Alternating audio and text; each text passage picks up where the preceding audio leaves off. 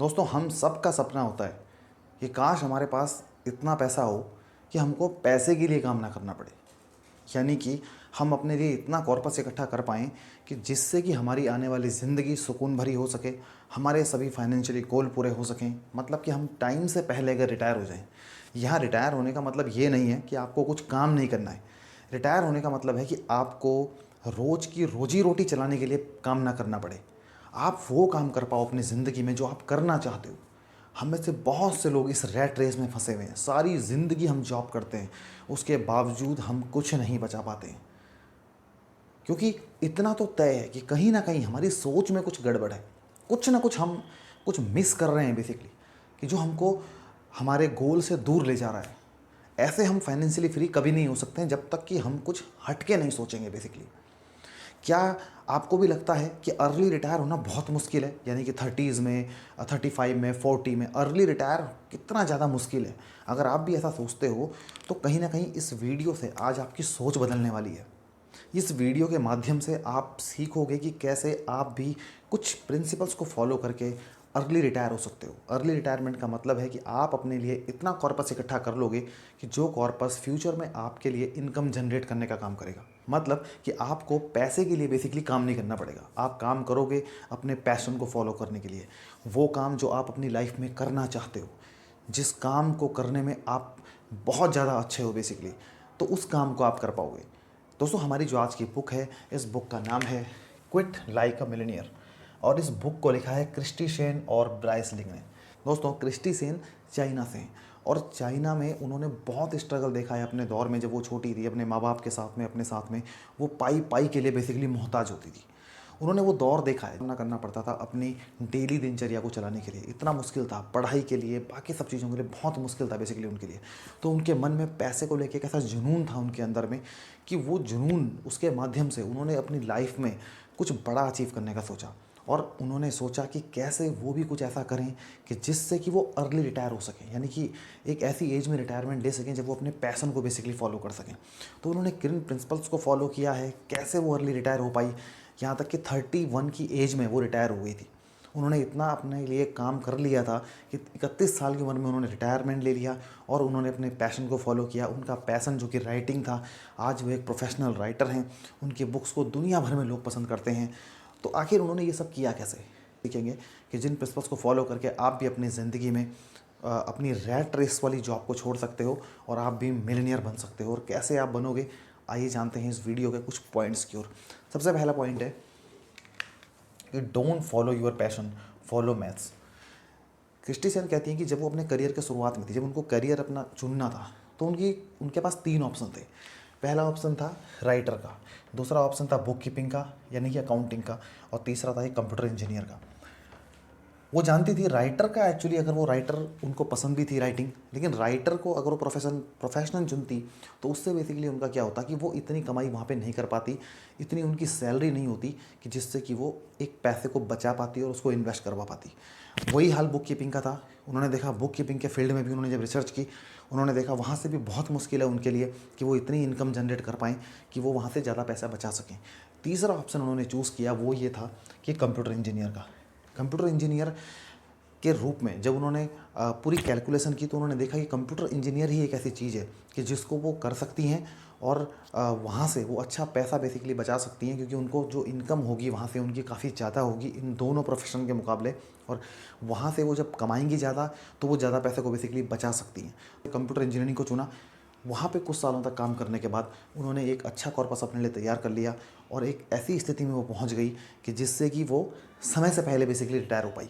और अगर वो वही प्रोफेशन चुनती, मतलब कि अपने दिल की आवाज़ को सुनती कि मुझे राइटिंग करनी चाहिए, तो राइटिंग में उनको इतनी सैलरी नहीं मिलती, बहुत ही मामूली सैलरी मिलती, और उस मामूली सैलरी के बेस पे वो इतनी जल्दी रिटायर नहीं ले सकती थी। वो जानती थी कि उसको कुछ ऐसा करना पड़ेगा, ऐसा प्रोफेशन चुनना पड़ेगा जो उसको सैलरी ज़्यादा ला के दे, इनकम जिसमें ज़्यादा हो। अब सपोज़ करो आप अपने ऑफिस में काम करते हो, एक है आपकी एक नॉर्मल जॉब है, आपको जो नॉर्मल सैलरी मिलती है। दूसरा, आप ही के साथ का दूसरा पर्सन है, वो कुछ स्किल्ड है, यानी कि उसके पास कुछ स्किल्स ऐसी हैं कि वो उसकी स्किल के दम पे वो ज़्यादा बड़ी सैलरी ले पाता है। यानी कि अब आप सोचो, जब आप पैसा बचाना शुरू करोगे तो जो नॉर्मल जॉब कर रहा है उस इंसान के पास लिमिटेड ऑप्शंस होंगे अपने पैसे को बचाने के। क्योंकि वो कितना भी खर्चा अपना कम कर लेगा लेकिन जो बेसिक खर्चे हैं वो तो होंगे ही होंगे, तो वो कम पैसा अपना बचा पाएगा।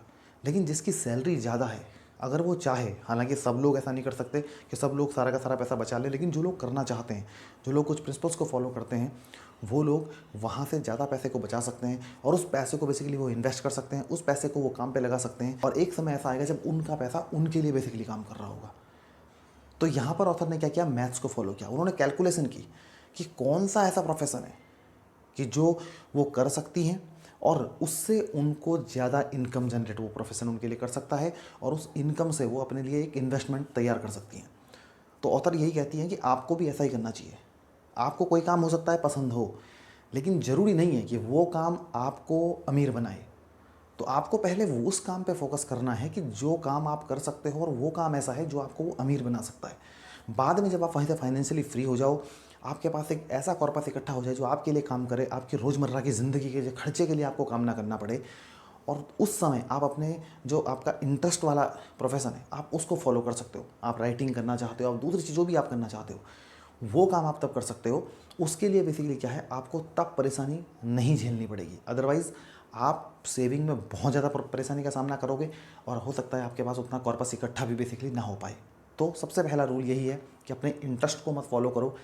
आप वहाँ पर क्या करो, मैथ्स को फॉलो करो। ये देखो कि कौन सी चीज़ ऐसी है जो आपको अमीर बना सकती है। उसके बाद आप चाहो तो जो चीज़ आप करना चाहते हो आप उसकी ओर ध्यान दो। दूसरा पॉइंट है अवॉइड डेट। कर्ज एक ऐसा जाल है जिसके उसमें अगर आप फंस गए तो आप उससे बाहर नहीं निकल सकते। एक कर्ज को चुकाने के लिए दूसरा कर्ज, दूसरे कर्ज को चुकाने के लिए आप तीसरा कर्ज लोगे और इस तरीके से आप देखोगे आप ऐसे जाल में फंस जाओगे बेसिकली कि आप वहाँ से निकल ही नहीं सकते हो।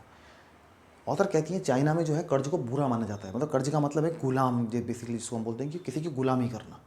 तो कर्ज आपको गुलाम बनाता है और कुछ नहीं।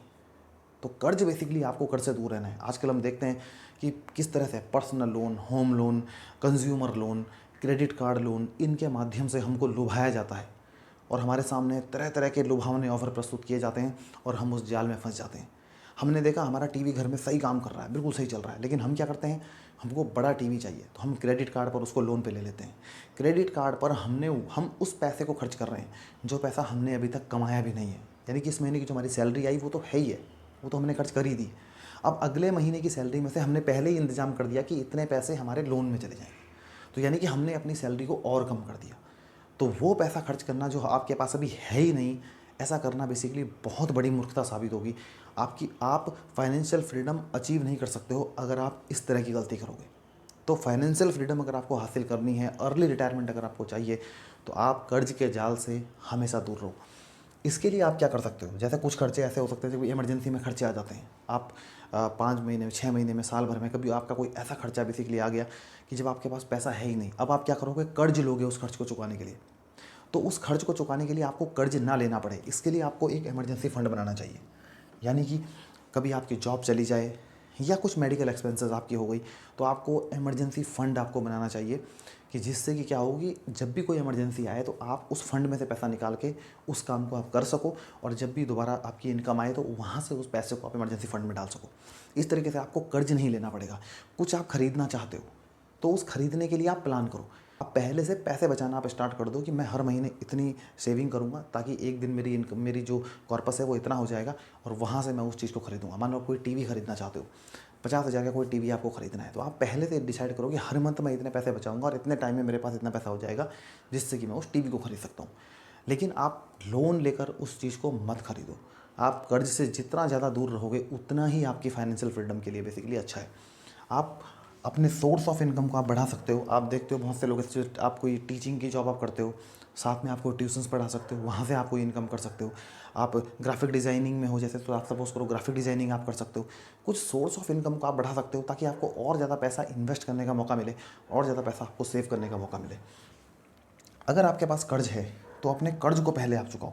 आपको अपने कर्ज को चुकाने के लिए क्या करना चाहिए, अपने कर्जों की एक लिस्ट बनाओ।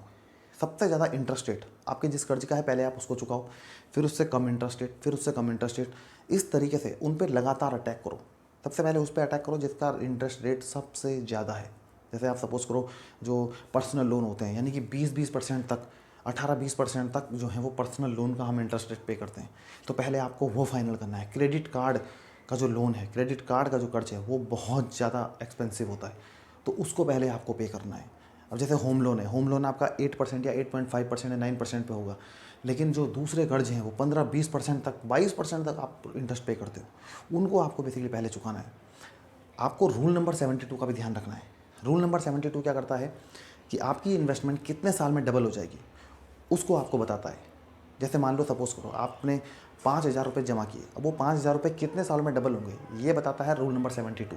जितना परसेंट का आपको इंटरेस्ट मिल रहा है, रूल नंबर 72 को आप उससे डिवाइड करो, जो भी आपका आंसर आता है वो है कि इतने सालों में आपका पैसा डबल हो जाएगा। तो ये इन्वेस्टमेंट के फेवर में काम कर रहा है। तो कंपाउंडिंग, अगर आप इन्वेस्टर हो तो आपके लिए एक गजब का काम करती है, लेकिन अगर आपके ऊपर कर्ज है तो वही आपको नेगेटिव आपकी ज़िंदगी में असर करती है। आपको वो बहुत ज़्यादा नीचे ले आएगी। बेसिकली आपका सारा ज़िंदगी आप उसमें डूबे रहोगे, लेकिन आपको वो उभरने नहीं देगी, क्योंकि कंपाउंडिंग ऐसी चीज़ है कि जो ऊपर जाते समय तो बहुत ज़्यादा आपको ऊपर ले जाती है, और नीचे जाते समय आपको बहुत ज़्यादा नीचे ले जाती है। इसलिए कर्ज के जाल से आपको बिल्कुल दूर रहने की ज़रूरत है। तीसरा पॉइंट है, spend money on experiences not stuff. सिर्फ शो ऑफ के लिए चीज़ें मत खरीदो।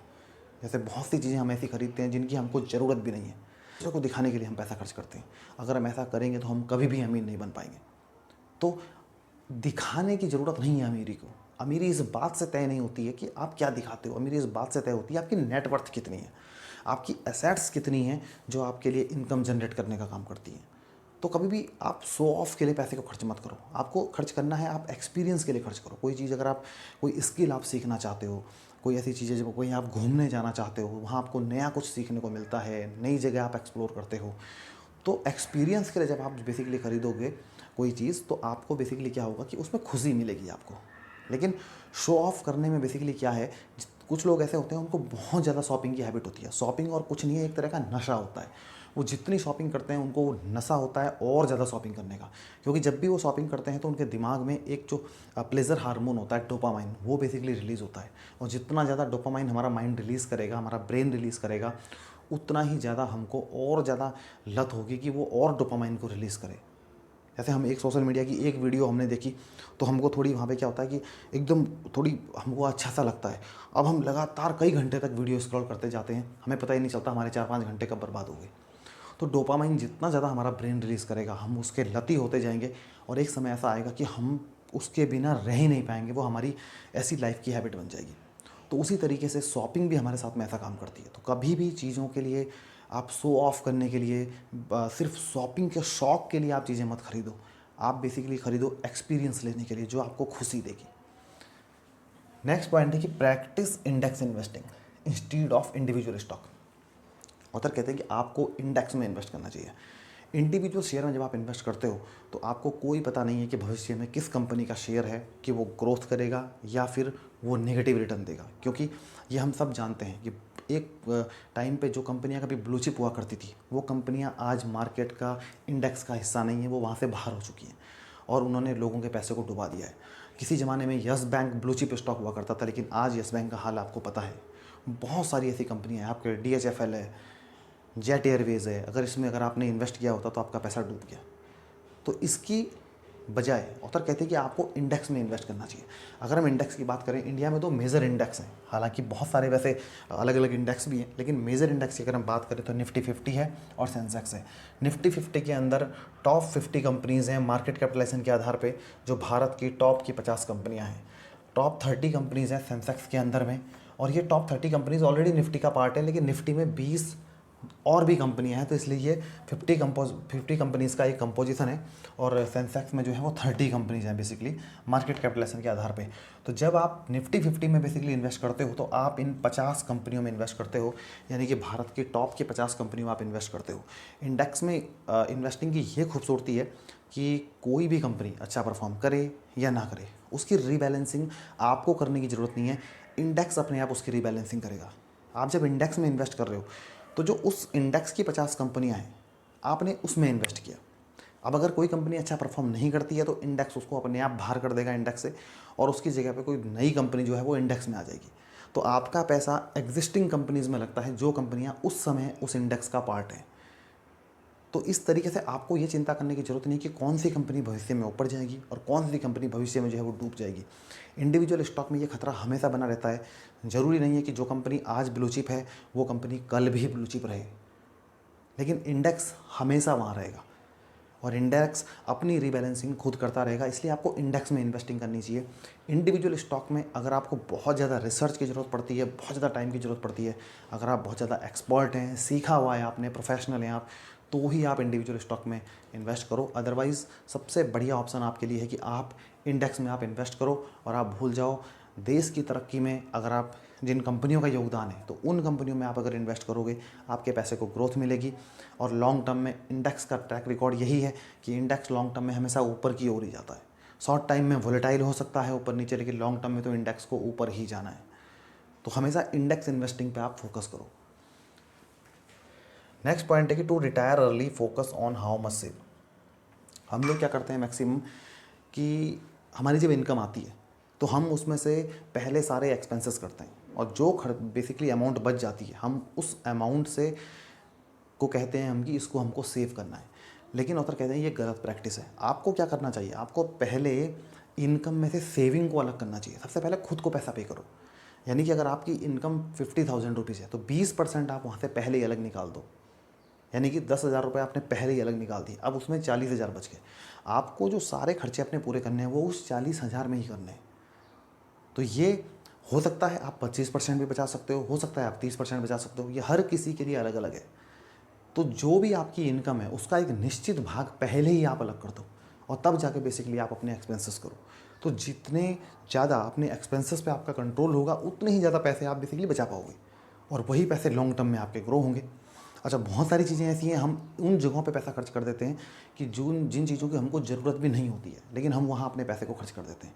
आपको ट्रैक करना होगा अपनी इनकम को, आपको ट्रैक करना होगा अपने एक्सपेंसेस को, कहाँ आपका पैसा जा रहा है। हो सकता है कि फालतू के आपने सब्सक्रिप्शन ले रखे हो, कुछ हो सकता है कि आप रोज़ की अगर हम कहें कि अगर आप एक नॉर्मल कॉफ़ी पी सकते हो तो आप उसकी जगह पे क्या होता है कि आप एक कोई बहुत ही महंगी कॉफ़ी आप पर डे पी रहे हो। तो इस तरीके से बहुत सारे खर्चे ऐसे होंगे जिन पे आप कंट्रोल कर सकते हो। अगर हम बात करें लॉन्ग टर्म की तो छोटी छोटी बचत लंबे समय में बहुत बड़ा अंतर पैदा कर सकती है। इसका सबसे जीता जागता उदाहरण मैं आपको अगर दिखाऊं कि अगर आप 50 रुपीज़ पर डे भी बचाते हो, 50 रुपीज़ पर डे की अगर हम बात करें तो जिसको हम कहते हैं कि कॉफ़ी का प्राइस अगर आप किसी बड़ी शॉप में चले जाते हो तो आप 50 रुपये कॉफ़ी की आप वहाँ पे दे देते हो। 50 रुपीज़ पर डे भी अगर आप बचत करते हो तो इस तरह से महीने में आप 1500 रुपये की बचत बेसिकली कर रहे हो सिर्फ उस चीज़ को बचा के। यानी कि उस कॉफ़ी के प्राइस को बचा के आपने महीने में 1500 रुपये आपने जो है बचा लिए। अब देखो ये कितना बड़ा बदलाव करेगा। बाकी सेविंग की तो मैं बात ही अलग कर रहा हूँ, जो आप डिसाइड करोगे इतना पैसा लग जाएगा। मैं उन चीज़ों की बात कर रहा हूँ कि जो छोटी से छोटी चीज़ें हैं जो आप करते ही हो, और अगर उस पैसे को आप इन्वेस्ट करना स्टार्ट कर दो, 50 रुपीज़ पर डे आपने बचाना शुरू किया, महीने में आपके 1500 रुपये बच गए। यही 1500 रुपये को अगर आप 35 ईयर्स तक अगर आप इन्वेस्ट करो, यानी कि अभी आप 20 साल के हो, मान लो सपोज़ 20 साल में कोई अपनी जॉब स्टार्ट करता है और शुरू में आपने देखा है बहुत ज़्यादा फालतू खर्चे हम करते हैं जब हमारी जॉब लगती है। तो उस एज में अगर आप वही 50 रुपीज़ पर डे आप इन्वेस्ट करना स्टार्ट कर दो, महीने के 1500 रुपये अगर आप इन्वेस्ट करना स्टार्ट कर दो, तो 35 ईयर्स तक 6,30,000 रुपये आपके टोटल जमा होंगे और जो आपके पैसों की वैल्यू होगी 35 सालों के बाद वो होगी 1,11,00,000 से भी ज़्यादा। आप सोचो 50 रुपीज़ पर डे अगर आपने बचाना शुरू कर दिया तो वही आपको 35 सालों में 1 करोड़ रुपए से भी ज़्यादा की रकम दे देगा। इसमें हमने 12.5% का जो है वो इंटरेस्ट कैलकुलेट किया है, जो कि एवरेज अगर आप एक इंडेक्स में इन्वेस्टिंग करोगे तो 12 से लेकर 13 13.5% के रिटर्न तो आपको वैसे ही मिल जाते हैं। तो आप सोचो कि इतनी छोटी सी अमाउंट लॉन्ग टर्म में कितना असर डालती है। तो जो खर्चे आप बेफालतू के खर्चे कर रहे हो, आप देखो कहाँ से आप उनमें कमी ला सकते हो, किन चीज़ों में आप कटौती कर सकते हो। तो अपनी इनकम को ट्रैक करो, अपने एक्सपेंसेस को ट्रैक करो, अपने एक्सपेंसेस को कम रखो, मैक्सिमम सेव करो, जितना ज़्यादा हो सके आप अपना सेव करो।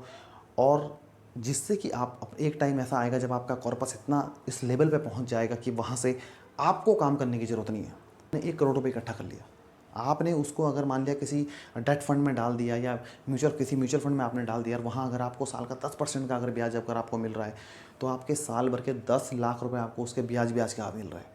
आप उसको महीने में कैलकुलेट करो कितना हो गया, 80-90,000 पर मंथ आपको सिर्फ इंटरेस्ट का आ रहा है। अब उसमें आप क्या करोगे, आपको बेसिक चीज़ों के लिए काम करने की ज़रूरत नहीं है क्योंकि बेसिक खर्चे आपके सारे वहाँ से पूरे हो रहे हैं। अब आप क्या करो, आप वो काम कर सकते हो जो आपको करना पसंद है। आप क्या करना पसंद करते हो वो काम आप कर सकते हो। आप समाज के लिए कुछ करना चाहते हो, आप कोई राइटिंग करना सकते हो, कुछ बुक आप कोई लिखना चाहते हो, आप समाज को, बच्चों को शिक्षित आप करना चाहते हो, फाइनेंशियल एजुकेशन आप देना चाहते हो, क्या आप करना चाहते हो वो काम आप तब कर सकते हो। आपको फोटोग्राफी करना पसंद है, आप वो काम कर सकते हो। तो लेकिन तब तक आपको पूरी मेहनत करनी होगी, पूरा पैसा आपको सेव करना पड़ेगा कि ताकि आप उस लेवल तक बेसिकली पहुंच पाओ।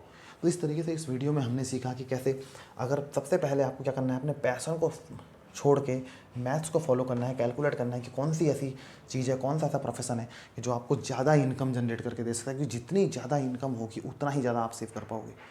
करना भी चाहिए, जितनी इनकम ज़्यादा होती है उतना सेव करना चाहिए आपको। हम लोग क्या करते हैं, जैसे जैसे हमारी सैलरी बढ़ती है हम अपने खर्चों को बढ़ा लेते हैं, लेकिन हमको ऐसा नहीं करना चाहिए। जैसे जैसे हमारी सैलरी बढ़ती है हमको अपने एक्सपेंसेस को नहीं बढ़ाना चाहिए, हमको अपनी सेविंग्स को बढ़ाना चाहिए बेसिकली। तभी आप इतना कॉर्पस इकट्ठा कर पाओगे। दूसरे नंबर पे आपको जो है वो कर्ज से दूर रहना चाहिए। जितना हो सके कर्ज से आप दूर रहो, कर्ज के जाल में आपको बिल्कुल नहीं फंसना है अगर आपको फाइनेंशियल फ्रीडम हासिल करनी है। तीसरा है कि पैसे को जो है वो एक्सपीरियंस के लिए खर्च करो, स्टफ़ के लिए खर्च मत करो, शो ऑफ के लिए आप जो है बेसिकली खर्च मत करो। और इंडेक्स इन्वेस्टिंग पे आप फोकस करो। इंडेक्स में आप जो है लॉन्ग टर्म के लिए इन्वेस्ट करो, आप वहाँ से बहुत बड़ी वेल्थ क्रिएट कर सकते हो। और जल्दी अगर आपको रिटायर होना है तो आप ये ध्यान रखो कितना पैसा आप बचा रहे हो, जितना ज़्यादा हो सके उतना पैसा आप बचाओ। छोटी से छोटी अमाउंट भी लॉन्ग टर्म में कितना बड़ा कॉर्पस आपके लिए इकट्ठा करके दे सकती है, हमने यहाँ सीखा है।